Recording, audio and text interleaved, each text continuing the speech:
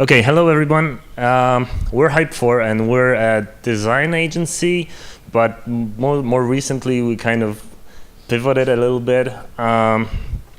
We've been established in 2013, but initially we started as just a design company. So we did UX, we did graphic design, but we were so unhappy with how things got developed by external software houses, and we really went through a lot of them. Then we started just having our own developers and teaching them design to basically have it better.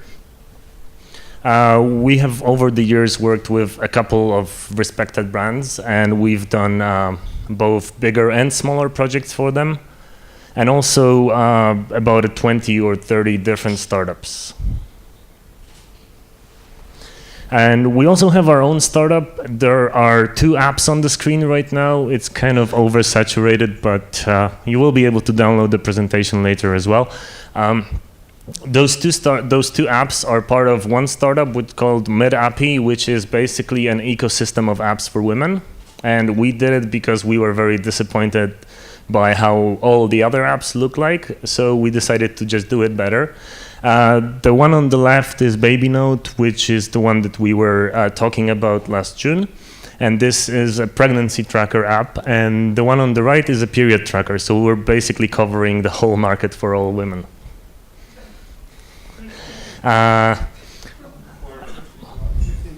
Well, yeah, in some age range, but yeah. And also we have a sister company in Ireland, in Dublin, which is called Duckbite, and it's a UX research company. So we mix the design and development with a lot of research, both qualitative and quantitative. So we do all kinds of user surveys and user testing, both live and online. Okay, so let's start. Okay, today we'll be talking about why does design matter, and this is our statement. We strongly believe that those two things shouldn't be separated because they simply work synergistically.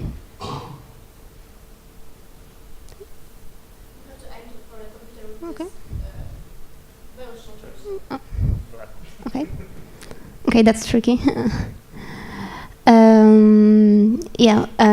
When you have a product in your hand, let's say it's a digital product like an app, you're not only experiencing how it works, but also how it looks like. Does it look modern, attractive, friendly? Think of your product as a product that is on a shelf in a shop, and there's lots of other products. Your products needs to visually attract people because people tend to choose by their eyes.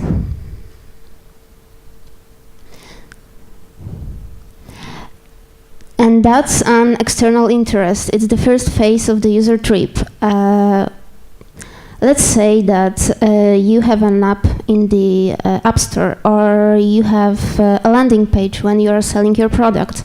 People decide to download it because they simply like what they see. And when they download it, it's an internal interest. This is the most vital part because 80% of users within seconds, minutes decide to keep the app or not, and 80% statistically decide to delete the app. Okay, so we have 20% users left, and then we have to make sure that they are constantly motivated and engaged. And this is the best part because most of the apps on the market and digital products are done poorly. Sometimes, of course, people will decide to use it anyway because, and of course, tolerate the ugliness because they simply have no other choice. You need to make sure that your product stands up visually, that it has good UI, good UX, because the truth is that you can have the best idea in the world, but if it's executed poorly, then less people will want to use it. So the general life of a startup, very simplified, is that it starts with an idea, and we're not going to help you with that because that's yours. Then it's the presentation where you want to tell the people about your idea, and sometimes you have an MVP at this point, but sometimes it's just a presentation, so you want to show what you do. And then you do an MVP, and then you do or you don't do the final product. It really depends on how the MVP does. So let's start with the presentation, because it's actually something that's overlooked a lot. We've been to a lot of startup events, both in Poland and abroad. And we noticed one thing, that people are very passionate and excited about their ideas, but they usually use like the ugliest possible template possible ever for the presentation. So it's like your presentation should not be an MVP itself. You should really spend some time to polish it and make it nice and make it feel like you didn't really put it together in 5 minutes before the show, basically. So here is an example of like a typical startup presentation using like a very basic template and unreadable fonts, very small text and a lot of the text, and then just repeating the same stuff over and over. So basically, as you're presenting, you're just reading stuff that nobody can read themselves. So, well, maybe you're helping them, but it's not really helping you. So yeah, it's like sort of always looking at the best possible quality. We took some time looking at ugly presentations, and we actually found that it's like 99% of them, really. So when there is a person standing in front of a crowd, well, like this, for example, then you're listening to what I'm saying, or you're listening to what the person is saying, but at the same time, you're looking at the screen. So if you see something like this behind, it just makes whatever I say just completely bullshit. Because this is crap. It just looks like crap. And basically, whatever I say, like whatever great idea I have, it's completely irrelevant, because you will remember this funny guy with the bullet points. When you're making a presentation, you should start with, first of all, getting a designer, or if you don't get a designer, at least spend some time researching well-done presentations, because there are a couple, and if you just Google nicely done presentations, you can figure out that there are some common things that people are doing to make a presentation look nice. And you should also make it sort of relevant to the product. So if you're making a presentation for the fintech industry, for example, then you should probably use blue colors and blue colors as well, and a lot of stock photography, because they seem to love it still. But then when you're making an app for mothers, for example, like Baby Note, we use those warm tones and warm colors to better communicate the product itself. So for example, the presentation that we are doing right now is using mostly white and blue. So it's like a completely different target audience than the one of Baby Note. So we didn't use the same template we used then, we used the new one. And basically what your presentation is like your business card, because people will remember, well, unless you have like the best idea in the world, but it almost never happens right now.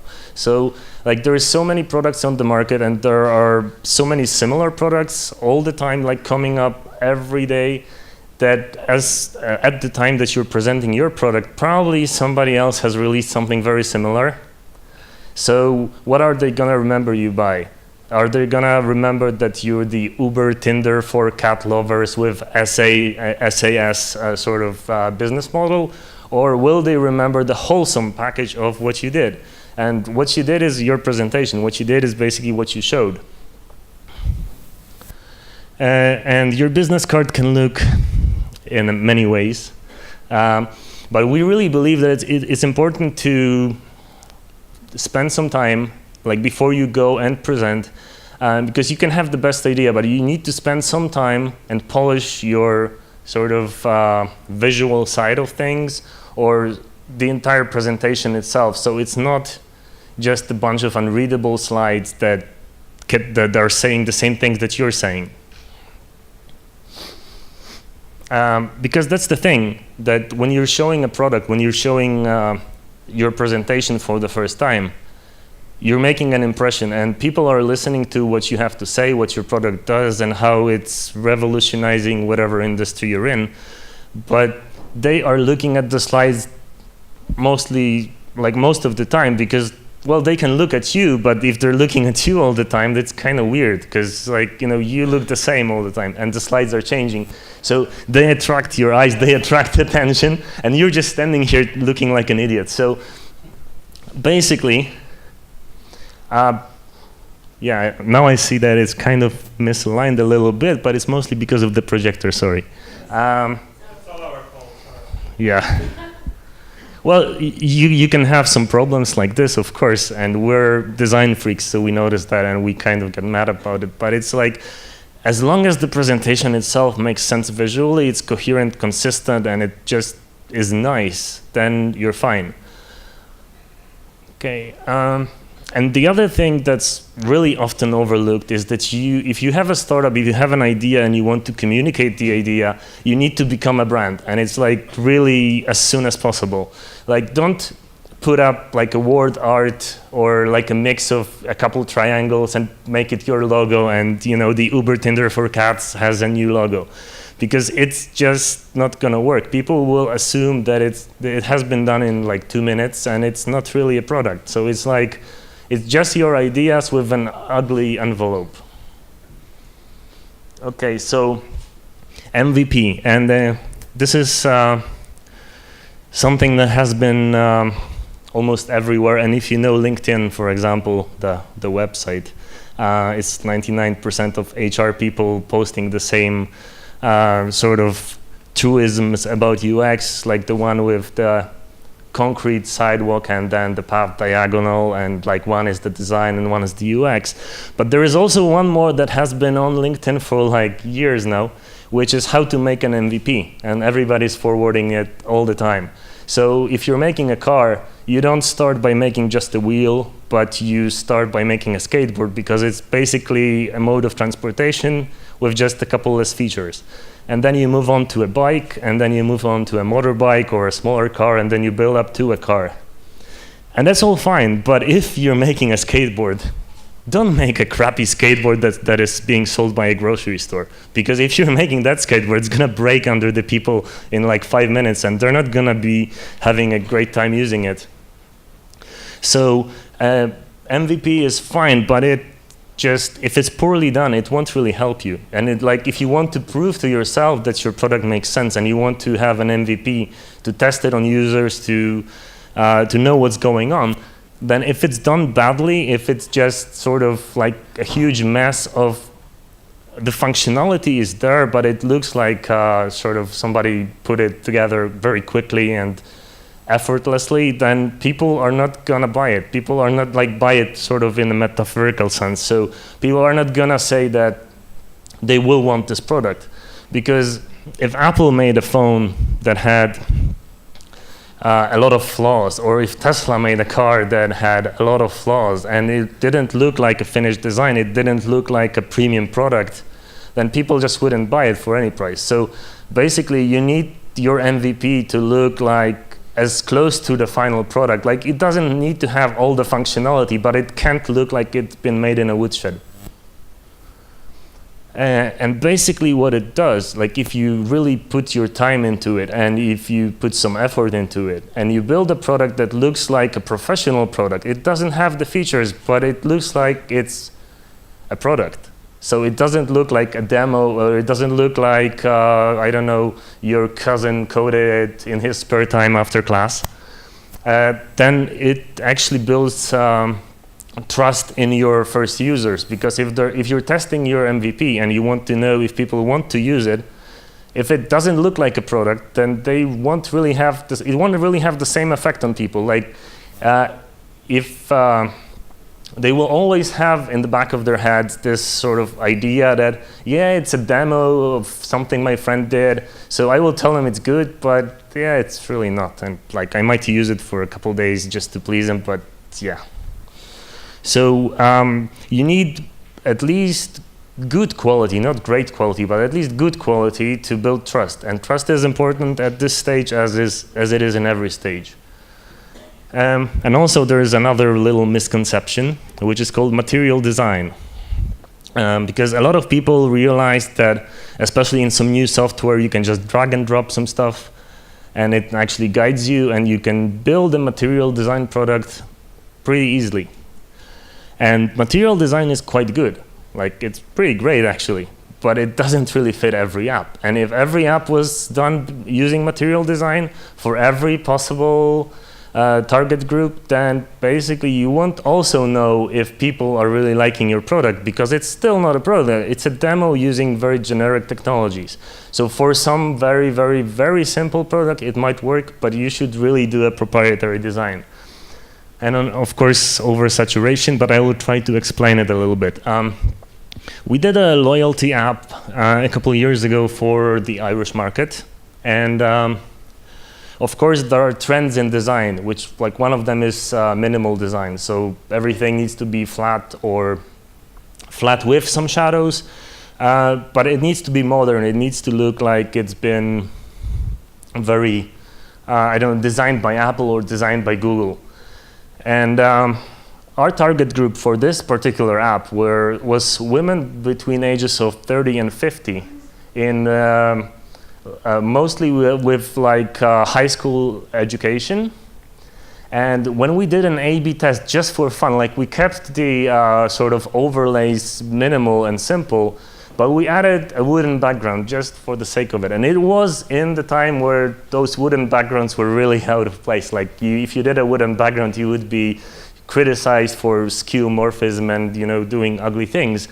But what we found out, it was like almost 60-something% of those women said that they preferred the one with the wood. And their reasoning was that basically if it's a shopping app and if you have a wooden background, it means that those groceries are almost on your kitchen table already. So basically a simple thing, and you don't really need to make the entire app, you know, in the sort of yesteryear design thing, but test things, because if you are building for a specific audience, you don't really know what they're gonna like, and you might be thinking that you need to be trendy, you need to be using material design and gradients. You know, gradients are a thing for like 3 years now. But not always. So there are some user groups that will like a wooden background, and even if you don't like it, and even if you will be ashamed to publicly say that you made an app with a wooden background in 2017, your users might like it more. So you need to research what your users like before you do even the MVP. You just ask people, you know, test it out, do some A/B testing, and you don't really need to do expensive testing. You don't need to do a lot of testing and, you know, spend a lot of money. You're building a startup, so it's a little thing. But just do a couple designs. Just try it. Because if you're using material design and you want to build an app for some specific segment, it just might not work, and you won't really find out that if it's your product that's not working, or maybe the design is not appealing enough that people don't want to use it basically as much. And yeah, so another thing is research, and our sister company from Ireland, at some time we just coined like a phrase saying, if you don't research, it means you're building a product for yourself and not for your users. And that happened to be extremely true over like so many different research scenarios, but I want to talk about one in particular. In a shopping app for the Irish market, for some reason we did a lot of those sort of retail-oriented things. We asked those users, the same group, which was like high school diploma, 30 to 50, sometimes even older. What do they think the heart icon does? Because it's like a product tile, basically. So it's a Coca-Cola can. We didn't put in the price because, you know, that changes every time, but it doesn't matter. It's like it's a Coca-Cola can, and there is a heart icon. So what does it do? And if you asked anybody here, probably everybody would say that it's just to like the product or to add it to your list of liked products. But apparently, most of the users said that this means it's a healthy product. because a heart is something healthy. So we changed it to a star, and then they understood it that it's sort of their favorite. Okay, so it's like almost the last thing, feedback. And this is something that we learned doing Baby Note, that your most unhappy customers are the best source of feedback, basically. We did a timeline for Baby Note in which you can calculate by a couple different measuring methods, because they can differ from woman to woman, and they can also differ from what you know, because some women didn't really know all the information. So based on just a couple of factors, we tried to calculate which pregnancy week they're in. And the first thing that happened is that if you're 20 weeks pregnant, for example, what does it mean? Does it mean that you're in week 20? Did week 20 just start? Or is it week 20 and 5 days? Or is it week 19 and 5 days, which counts as week 20? And what happened was that like almost exactly half the people didn't get it, and the other half did. So we got initially, on like the very early stages, 21 very unhappy customers. And I mean very unhappy. We had about 2,000 downloads at this point.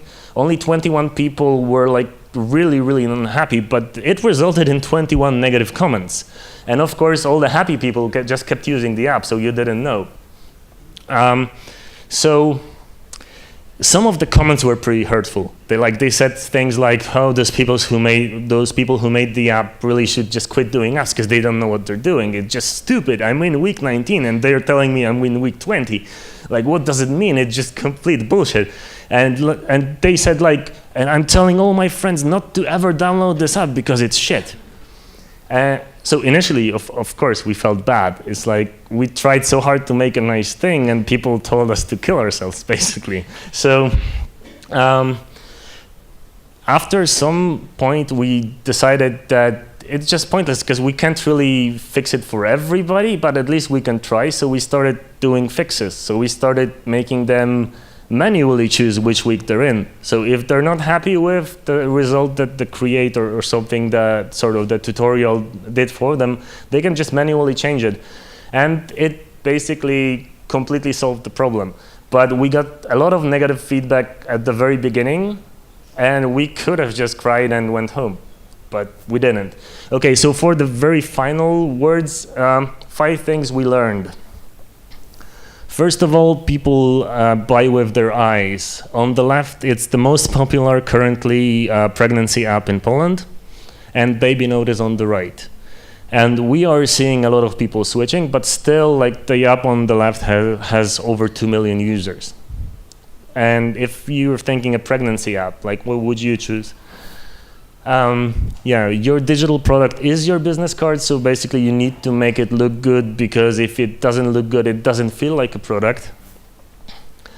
And that's a little bit controversial, because we came from the era of being a designer meant also doing all the UX and even the HTML coding, because like if you're a designer, you do the front end. And then something happened, and a lot of people flooded the market that could only draw gray rectangles and in Axure or stuff like that, and they were designers as well. But the problem with that is that those people are so separated from the actual graphics designers that if somebody is designing an interface using gray boxes, it's already enforcing some vision or some view on the graphic designer. So if you do this little gap between people, it basically results in a worse product. So if you're looking for designers, you need to find people who do both graphics and UX, because it's actually the same thing. They just tricked you because the people who draw gray boxes didn't have the talent to just paint them. So they just invented this little job of theirs. Okay, and the almost last thing is that whatever your final design is, you need to do quality assurance. You need to look through this, because this is what we do at AppRoast, actually. 99% of apps looks like shit, basically. Like misaligned fonts, misaligned elements, buttons that are sticking outside of the screen. Badly, badly done. And the last thing is that the product is never 100% complete. So after a couple of months, we're actually completely redesigning Baby Note again. based on what we got from our 3,000 users. So you need to be ready to constantly iterate and redesign and fix things and update and basically do a good job at it, because it's really the most important thing. If it's an MVP, if it's your first startup, it has to look professional. It has to look good. It can't be this little thing that looks like it has been done in the basement, because there are so many things on the market and so many MVPs that it's almost as big of a competition as between real products. Okay, thank you.